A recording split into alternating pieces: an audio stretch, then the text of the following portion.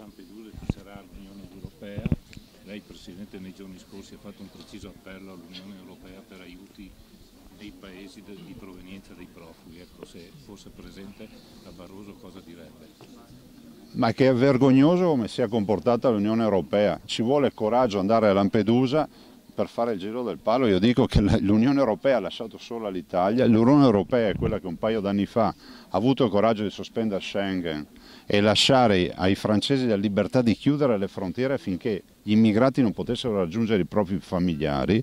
L'Unione Europea ha la responsabilità morale di tutto quello che sta accadendo a Lampedusa.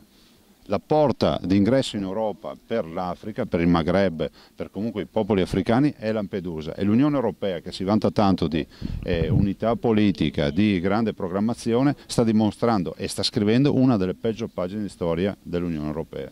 Ieri in un messaggio al sindaco di Longarone il Presidente Letta ha parlato di incuria, no? E di tracotanza dell'uomo, ma anche di incuria. In realtà questa tragedia non è frutto dell'incuria. Questa tragedia è stata liquidata da qualcuno nei giorni successivi come una tragica fatalità.